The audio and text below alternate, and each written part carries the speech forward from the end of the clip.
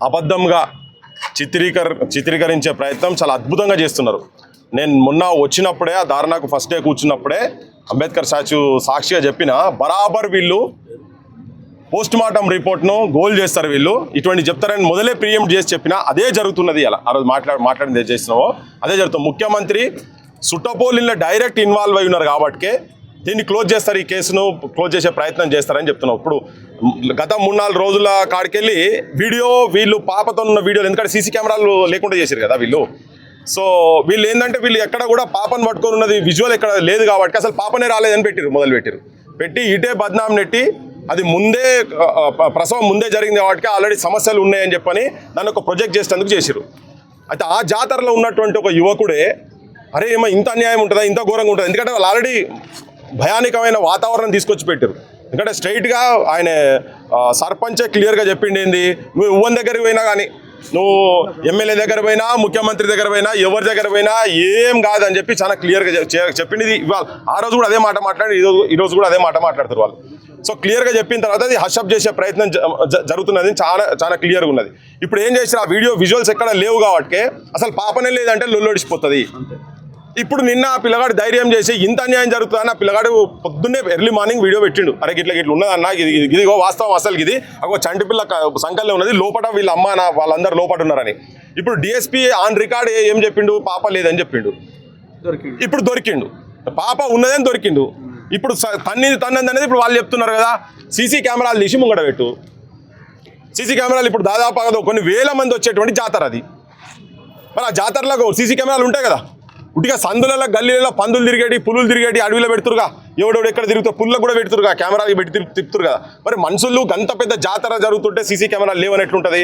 అది ఉంటే ఒకనొక జాతకం బయటపడుతుంది. ఇక్కడ ఇంకొకటి ఏ ఊర్లోకి పోయినా కానీ ఇప్పుడు ఇంటర్ కాస్ట్ మ్యారేజ్ చేసుకున్నారు వీళ్ళు, కులాంతర వివాహం జరిగింది, ఆమె కులం ఏందో తెలుస్తుంది కదా, ఆడ తెలిసే జరిగిందనే కదా ఇటు చేసేది. 1 వీక్ అవుతుంది, కులం ఏందో తెలుసుకోలేకపోవడం ఏందండి? అంటే కంత గొప్ప ఇంత దారుణంగా ఉందా సిస్టమ్? రాజ్యం వాళ్ళ చేతులలో ఉన్నది. దీన్ని వీళ్ళు పేదోళ్ళు కాబట్టికే, అమాయకులు కాబట్టికే, కింది కులాలోళ్ళు కాబట్టికే, వీళ్ళకు నోరు లేదు కాబట్టికే, ఇంకా సాకలైన రాజ్యాలు ఇంకా నడుస్తున్నాయి అనుకుంటారు కాబట్టి, ఆ భ్రమలలో ఉంటారు కాబట్టి వాళ్ళు ఏమనుకున్నారంటే వీళ్ళెంబడి ఎవరు లేరు అని. వీళ్ళందరూ సంఘాలు మొత్తం వచ్చినాయి కాబట్టి వాళ్ళకు ఒక ధైర్యం. ఇప్పుడు వచ్చిన తర్వాత కూడా 80% వెళ్ళి వీళ్ళని పంపించాలి, టెంట్ ఉంటే ఉంచొద్దు, దీన్ని డిస్టర్బ్ చేయాలి, ఇవన్నీ ప్లాన్ చేసి బయట ఒక ప్రచారాన్ని నిజాన్ని నిలబెట్టేందుకు చాలా కష్టమవుతుంది. అబద్ధం ఇట్లా చిన్న దాంతో ఇట్లా వెళ్ళిపోతుంది. ఒక చిన్న ఏదో ఎట్లయితే విషం చుక్క పాలల్లో ఒక కుండెడు పాలల్లో వేస్తే ఎట్లా విషం అవుతుందో అట్లా తయారు చేసే ప్రయత్నం చేస్తున్నారు. కానీ వాస్తవం పచ్చి నిజము, ఒక పచ్చి బాలెంత 2 నెలల పాప సంకల పెట్టుకొని ఉన్న పాప, ఆమె కూడా చెప్తున్నది, మొన్న కూడా ఇదే చెప్పింది, కాల్తోని తన్నిండు అని చెప్తుంటే తన్నలేదు అని చెప్పి తననే అబద్ధం చేసేటట్టుగా చేస్తే మధుసూదన్ రెడ్డికి అమ్మనికేమన్నా గెట్టు పంచాయతీ కూడా పంచాయతీ ఉందా? మీ భూమి పక్కకు వాళ్ళ భూమి ఉందా? మీ భూమే లేదు. మీ ఇంటి పక్కకు వాళ్ళ ఇల్లు ఏమైనా ఉన్నదా? నీకు ఏమైనా ఉన్నదా? చిన్నప్పుడు మీరు క్లాస్మేట్లేం కాదు కదా. ఇక చూడుర్రి, ఊరోళ్ళు కనుక పెద్దోళ్ళు తాత నాయనమ్మ ఎవరైనా పెద్దోళ్ళు ఉంటే పెద్దోళ్ళ పేర్లు తెలుస్తాయి, వీళ్ళ పేర్లు వాళ్ళకి తెలియకపోయినా కానీ కులం అయితే తెలుస్తుంది కదా.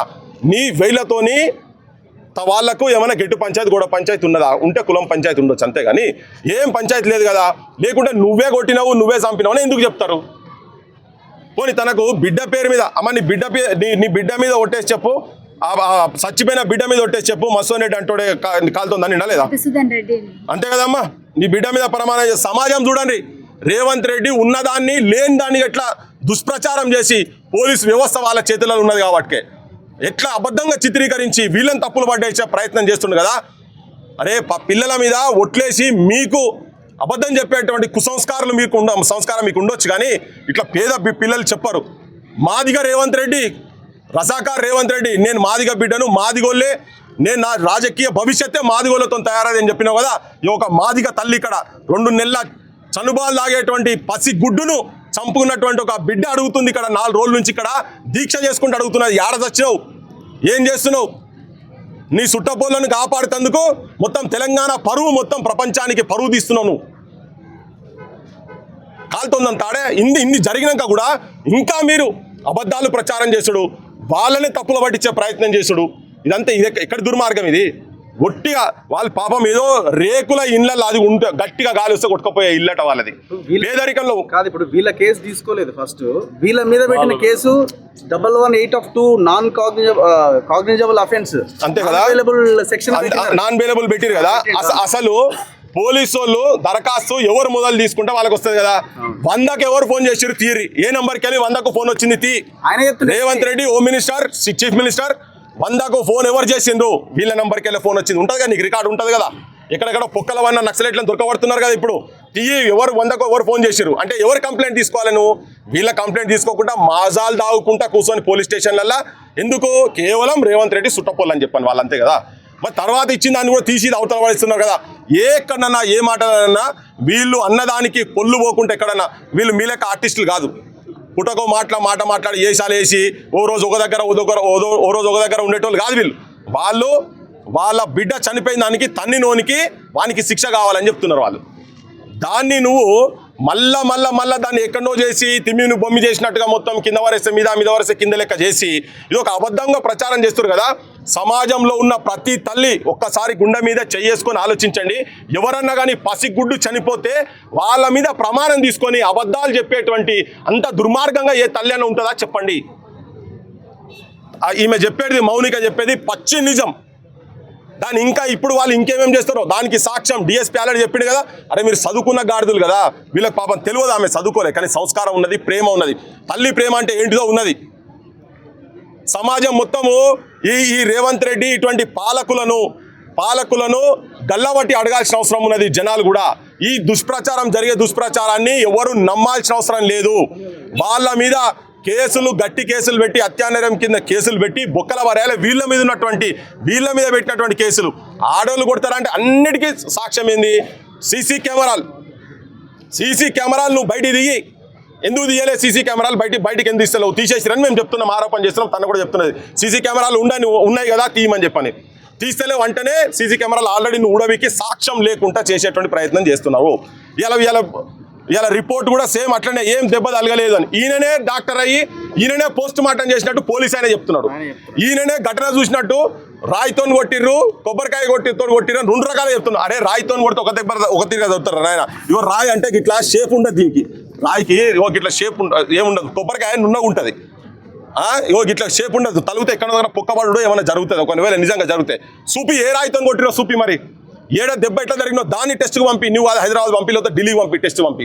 కొబ్బరికాయ అంటే నున్నగా ఉంటుంది, దాని కథ వేరే ఉంటుంది. ఇది 2తో జరిగిన దెబ్బ కాదు. ఇది ఛాతి మీద కాళ్ళు పెట్టి ఆ కొబ్బరికాయలు తీసేటువంటి ఇనుప రాడుతో కుచ్చి సంపుతా అన్నప్పుడు కాలుతో ఈ చేయితోటే కాళ్ళు ఇట్లా అంటే కింద పడి తలిగింది. ఆ రోజు కూడా అదే చెప్పింది. ఈయన లేనప్పుడు అదే చెప్పింది, వాళ్ళ తల్లి అదే చెప్పింది, లక్క అదే చెప్పింది. కొట్టినది ఆత్మరక్షణే అవుతుంది కదా.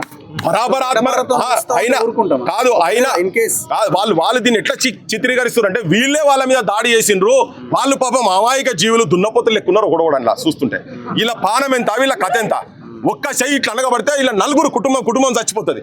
ఎట్లున్నారు ఓడోడల్లా బగ్గ బలిసి తాగి పన్నట్టున్నారు. ఒక్కొక్కడు ఎట్లున్నారు, వానికైతే లివనే వస్తలేదు. పేరేం పేరమ్మా? సర్పంచ్ ఊకారాం అంటాడు. ఆ కుర్చీ కూలుతుంది అన్నట్టు అనిపించినాడు కూర్చునే కుర్చీ.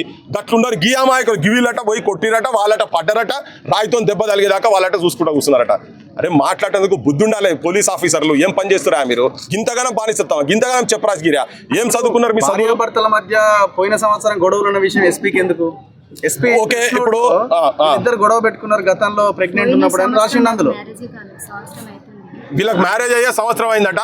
మరి ఆయన ఇంకే మౌనిక పెట్టి ఇంకేం తయారు చేస్తున్నావు నాయన? పెద్ద మనిషి మీ ముఖ్యమంత్రి గారి డైరెక్షన్లల్లా, మీ డీజీపీ డైరెక్షన్లల్లా నువ్వు ఎవరెవరి పేర్లు పెట్టి ఏమేం చేస్తున్నావో ఏందో తెలియదు మాకు. కానీ ఇవన్నీ దొంగ కథలు. ఇవన్నీ ఒకవేళ అయిందనుకో దానికి కేసుకు సంబంధం ఏంది? పాపకు దానికి సంబంధం ఏంది? పాప సావుకు దానికేం సంబంధం?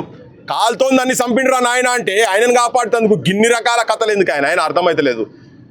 మీ ఈ కథలు ఈ యాక్టింగ్లు చేస్తే మీకు ఆస్కార్ అవార్డులు వస్తాయి. నీకు మీ ముఖ్యమంత్రికి లైన్ల వరుసలో మీరే ఉంటారు మొత్తం ఫస్ట్ 10 దాకా. ఇంకేమో పెట్టిండ్రు రఘువల్ల చాలా ఉన్నాయి ఇందులో, చాలా ఇచ్చిండు. పచ్చి అబద్ధాలు. ఇది చెప్పాలంటే అది ఒక బూత్ కాగితం. డేట్ కూడా ఇచ్చిండు, ఫలానా డేట్ రోజు ఈ నట ఆమెను కొట్టిండట, ఇది రికార్డులో ఉంది ప్రెగ్నెంట్ ఉన్నప్పుడు. అసలు దీనికి ఏం సంబంధం? కేసుకును ఒకవేళ ఏమన్నా జరగని అరే అట్లా కాదు, ఇప్పుడు హాస్పిటల్ డిశ్చార్జ్ రిపోర్ట్ ఉంది కదా, కాదమ్మా హాస్పిటల్ డిశ్చార్జ్. ఒకవేళ పాప ఆరోగ్యం మంచిగా లేకుంటే హాస్పిటల్లో ఏం చేస్తారు, ఆడనే పెట్టి ట్రీట్మెంట్ చేస్తారు కదా, మందులు గిందులు అంతా అక్కడనే పెట్టిస్తారు కదా, అంతే కదా, డిశ్చార్జ్ చేయరు కదా, అంతేనా? మరి డిశ్చార్జ్ చేసిరంటేనే పిల్ల బాగున్నట్టే కదా. అది మంచిగా ఉన్నదంటే మొక్కు తీర్చుకుంటుంది కదా, వీళ్ళు ఆడిపోయింది. ఈ దున్నపోతు గాడిదల గాయంతో కూడా అర్థం కాకపోతే ఇట్లా ప్రజలకి ఇట్లా చెప్తే ప్రజలు నమ్ముతారు. ప్రజలు పిచ్చోళ్ళ ఏమన్నా అవలగాల దమాకలేదా ప్రజలకు? వాళ్ళు అట్లా చెప్పి ఏది పడుతుంది పోలీసు వాడు ఇస్తే, ముఖ్యమంత్రి ఏది పడుతుంది రాస్తే నమ్మేటది పబ్లిక్ ఏమైనా పాగలగంలా? తప్పు ఇది రేవంత్ రెడ్డి గారు మీరు ఎంత చేస్తే దానికి మేము కూడా ఇక్కడ ఏం ఊకోలేదు. నువ్వు ఇక్కడ టెంట్ తీస్తే ఎట్లెట్లా ఏ రకాలుగా మేము జనాలకు తీసుకుపోవాలో అన్ని రకాలుగా వాస్తవాలు తీసుకుపోతాం మేమని చెప్పదలుచుకున్నాం.